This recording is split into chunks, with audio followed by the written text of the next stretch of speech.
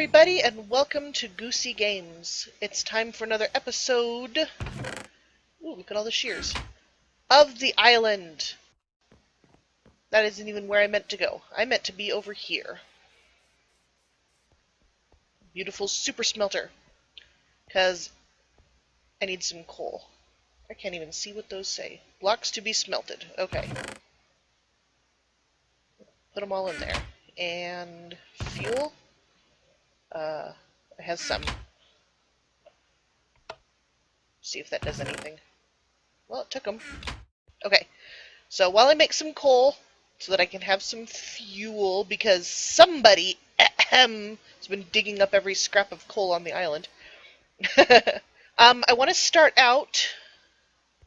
Well, first off, I'll tell you what I'm going to do. I'm getting coal so that I can smelt cobble into stone, because I'm going to at least start with the nether tunnel to my new base. I haven't entirely decided on the design, but I know I want to keep the floor fairly simple, so I'm at least going to start there and then see what occurs to me as I work on it. So as I get started, I'm doing a Q&A session here. Hello, sir. Pardon me.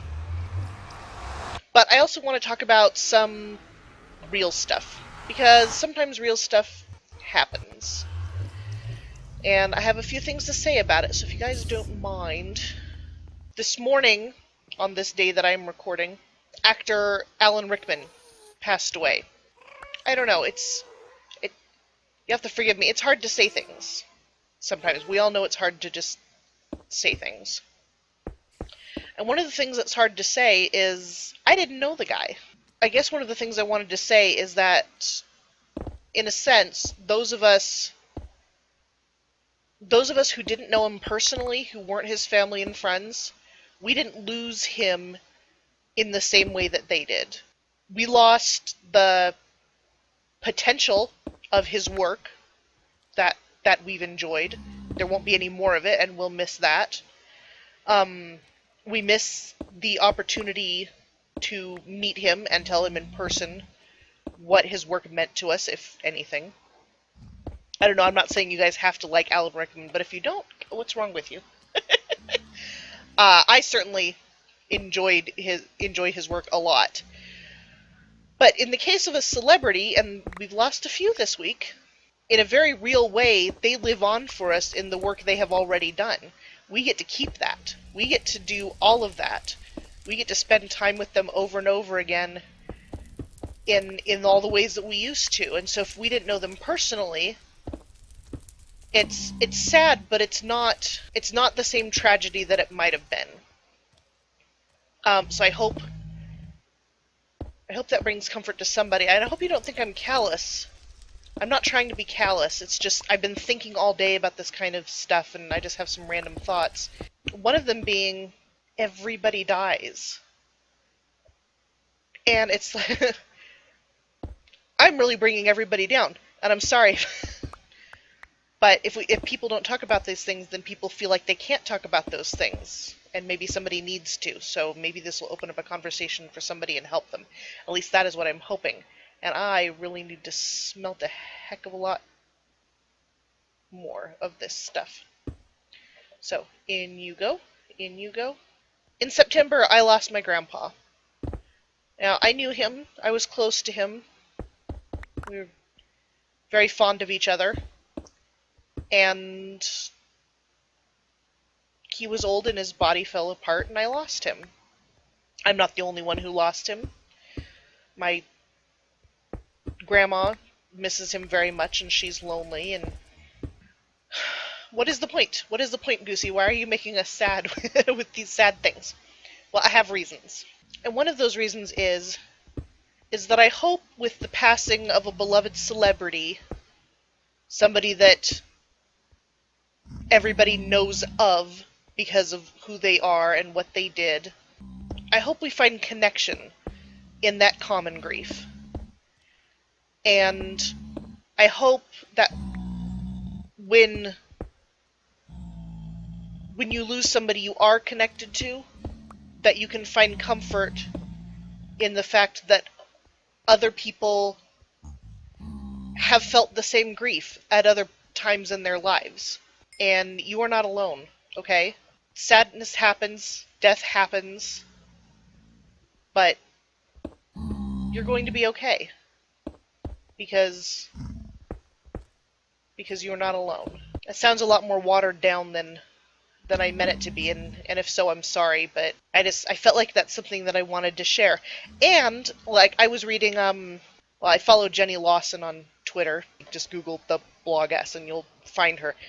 And her point was that the thing she's missing out on is not being able to express to, in this case, specifically Alan Rickman, what he meant to her. And so I hope something that you can take away from this is that you're able to tell the people in your life what they mean to you. If you don't take your chance now, it might be gone tomorrow. And so I want to take my chance now to express what you guys mean to me. And now maybe you're thinking, Goosey, you don't even know me. I just watch your videos. That means another person watched my videos, was entertained, and hopefully came away a better person. And that's my hope with everybody, really, is that I can be an influence for good in the world. Every time that I see somebody watched a video, that's one more little bit of hope that I've changed somebody's life for the better. I hope you guys know that, and know that I appreciate you.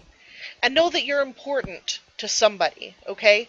I don't know all the people that are in your life. I don't know, like if I don't know you, I don't know who you're important to, but I know you are important to somebody, because everybody is important to somebody.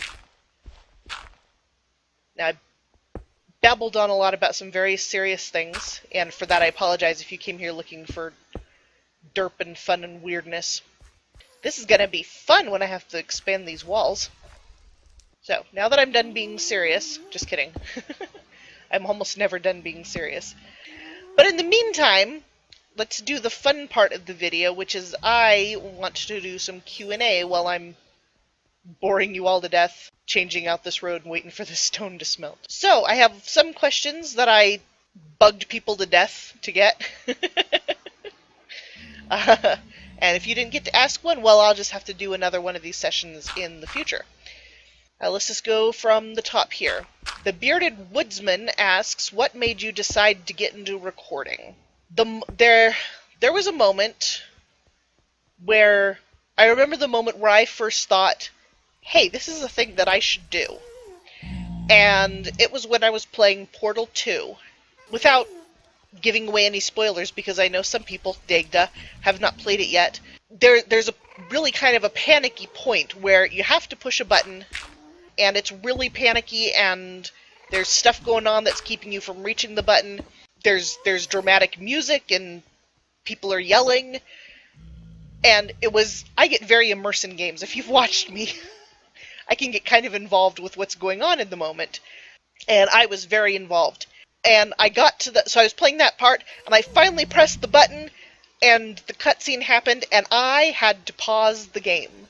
I had to pause the game and go lay down, because my heart was racing, and my legs were shaking, and my hands were trembling, and my palms were sweating, and it was like this incredibly visceral reaction. Totally involuntary, but my body was in panic mode because of what I had just been playing. And I remember thinking, I wish I'd recorded that. And so that's the moment when I started thinking about it. Where I thought, what would that entail, and would people even watch me, and all those questions. So yeah, that's the moment that made me decide to get into recording. The Real A-String asks, you seem to like puzzle games. What game have you found to be the most fun? I do love puzzle games. My favorite puzzle games, I don't like straight puzzle games. I mean, I do to a point. Everybody does. You know, like Sudoku or Bejeweled or Solitaire. I don't know if Solitaire is kind of a puzzle game. It's a puzzle with cards. I do like puzzle games. My favorite games, though, are the ones that also come with a really good story. If it doesn't have a story, I'm not going to stay entertained for long. There has to be a reason that I'm solving these puzzles, you know what I mean? Oh gosh. Woo! Mr. Gassed Face.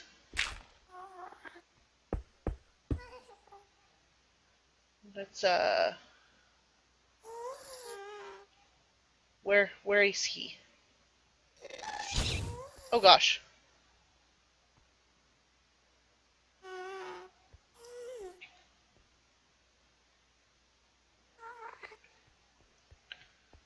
Run! Where is it?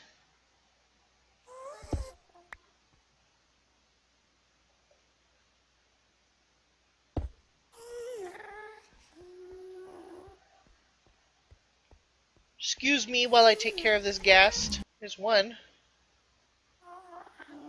I have no arrows! Holy cow. Well, that's fantastic. I have this wonderful bow and no arrows upon my person.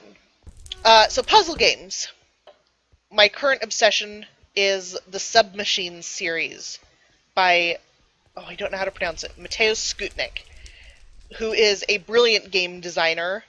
That's only one of his series, and he's also a comic book writer and illustrator, but they're all in Polish, so I don't read them.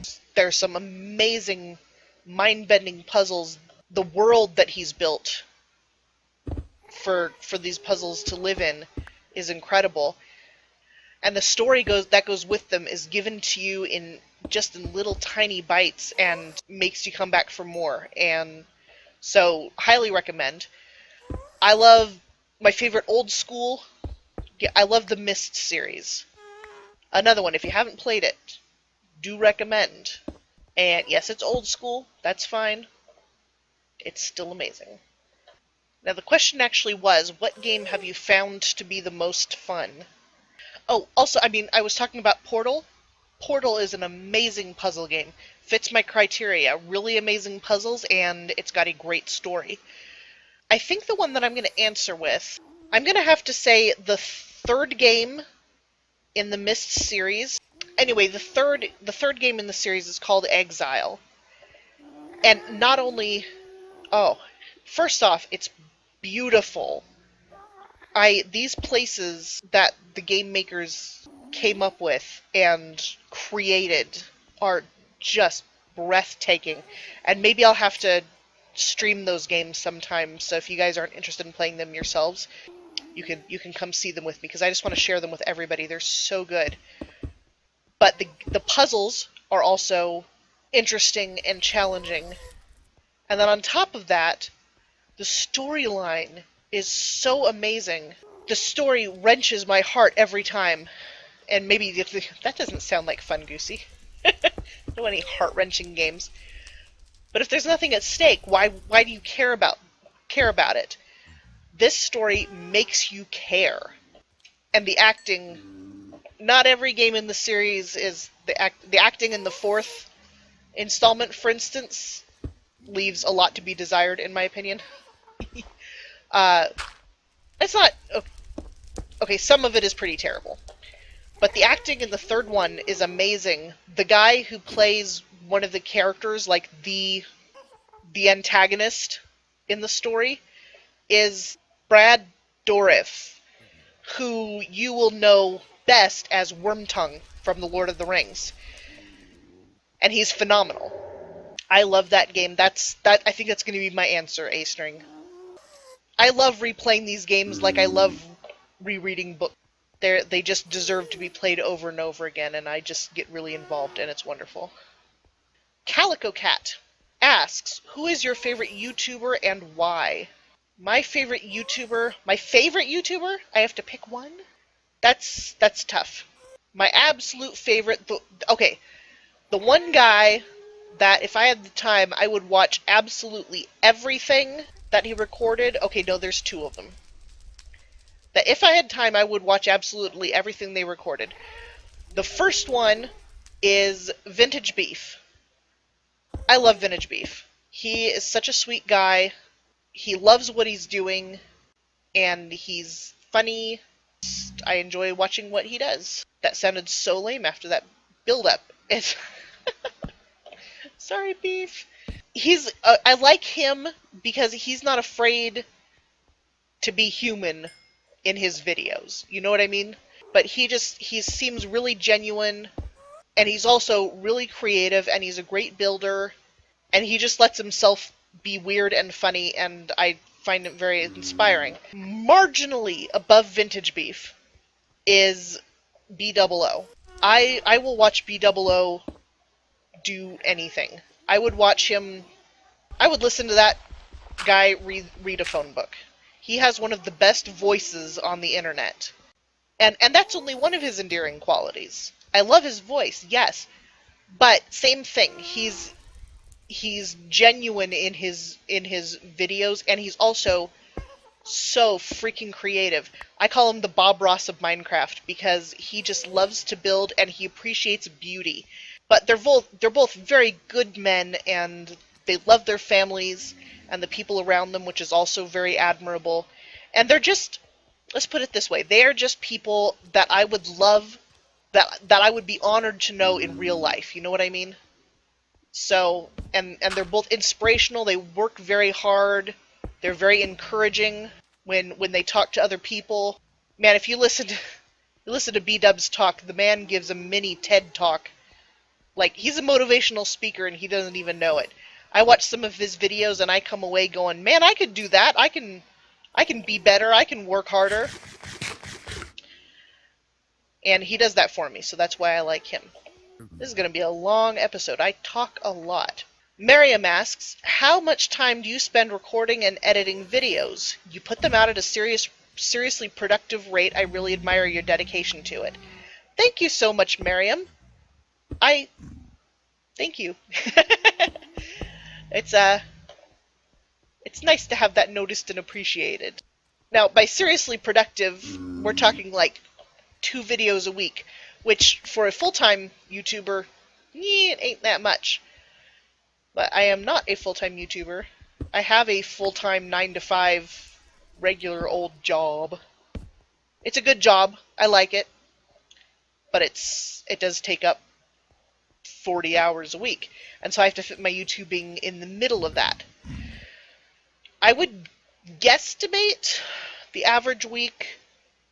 I spend a good 20 hours a week on this. On Mondays, I record Quest for Everything. On Tuesdays, I edit it. On Wednesday morning is when I will schedule that video, and so that's when it comes up for you guys to see. And then it's the same cycle with the island. I record on Thursdays, edit Fridays, that gets posted on Saturday morning. And then Wednesday evenings and on Saturdays is when I will stream some.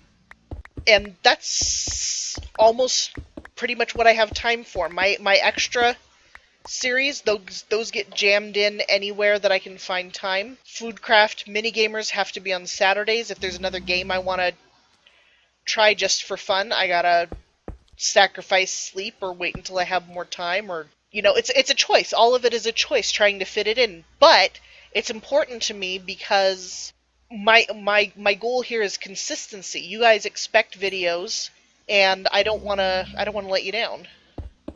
And it's not just about you guys either. I mean, yes, I want to produce content for you guys to watch, but at the same time, I want to produce content for me.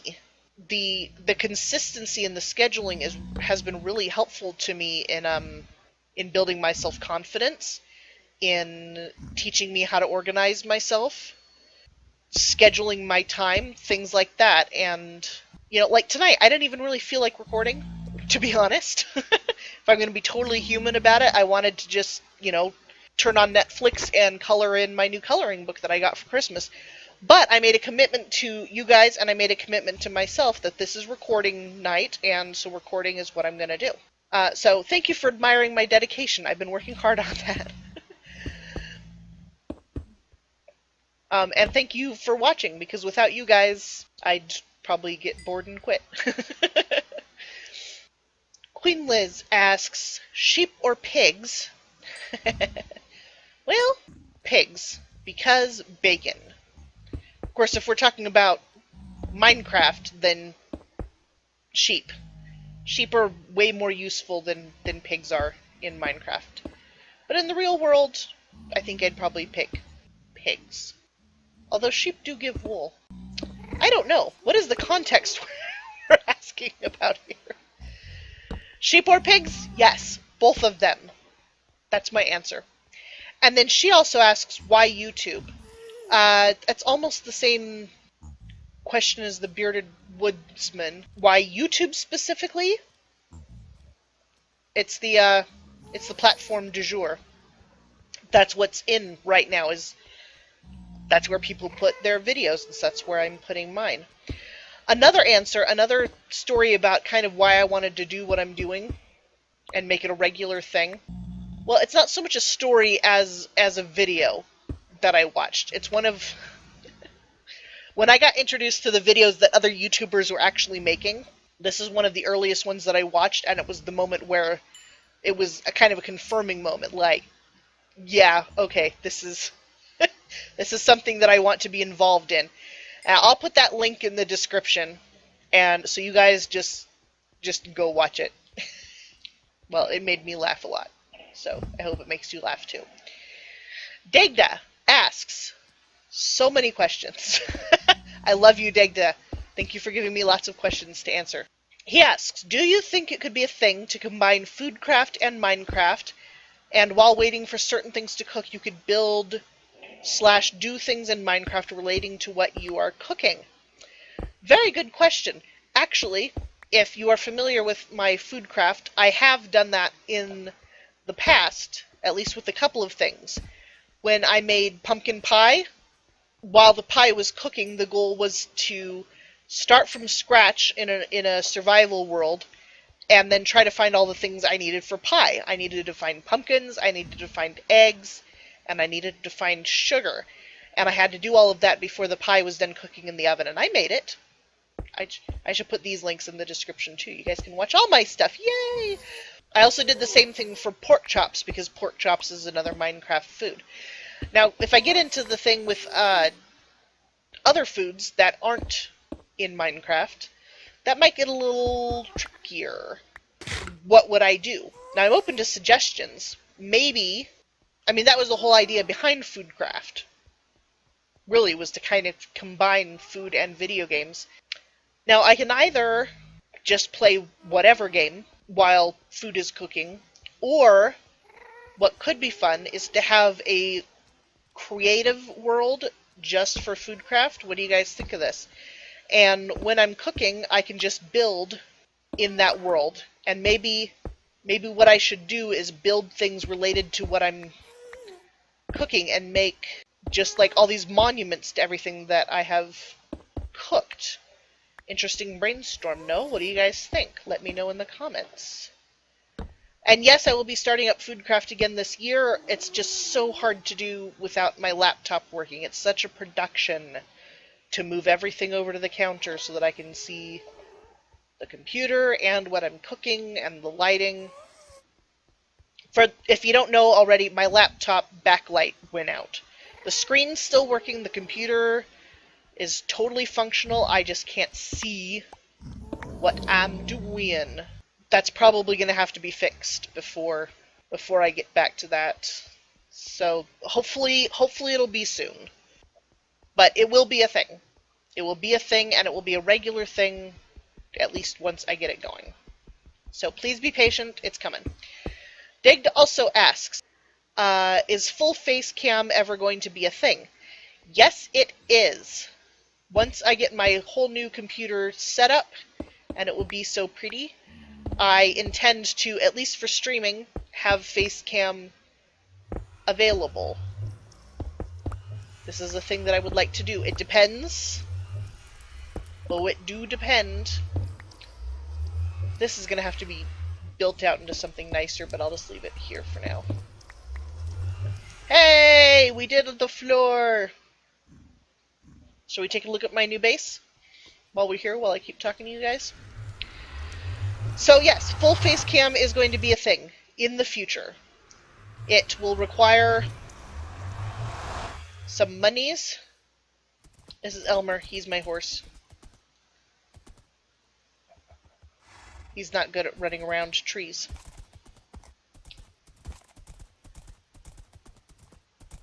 Full face cam will require some monies that I do not yet have for my setup, but eventually, hopefully sometime this coming year, it will be a thing. Man, I forgot how good this place is looking. What'd you guys think?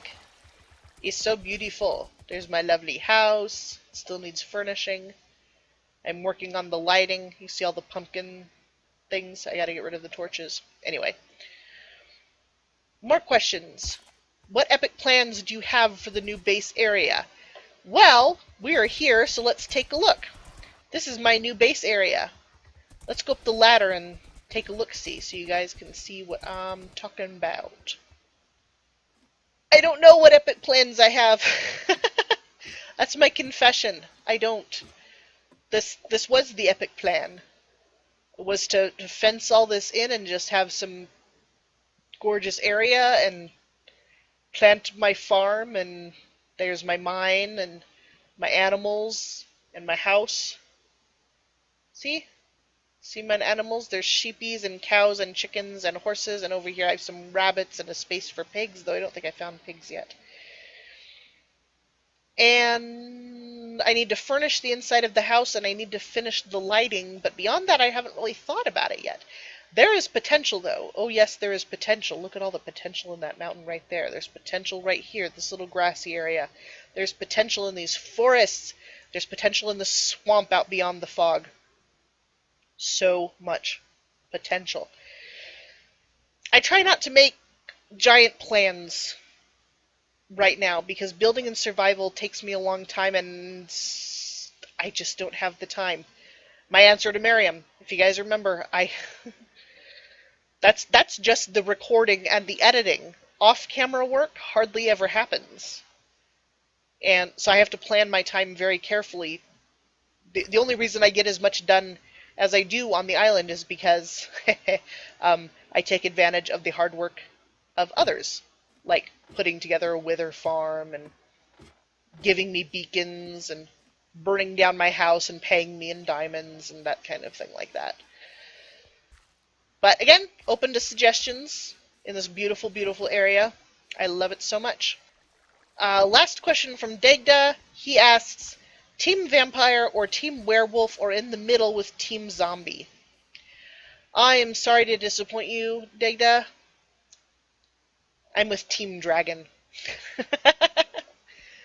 So, it looks like I have run out of time to talk about adulting. I will save that for a future video. If you have questions about adulting, if you find it difficult to adult, if you have problems with being an adult, ask me in the comments. Give me something to talk about next time I record. I would love to hear everybody's thoughts on adulting, and then in the next video I will share my own, because I has them. I think this is a very successful Q&A. Thank you guys so much for watching and just listening to me ramble. I have a lot of fun doing this, I really do, and I appreciate all of you. And I will see you next time on Goosey Games. Bye-bye!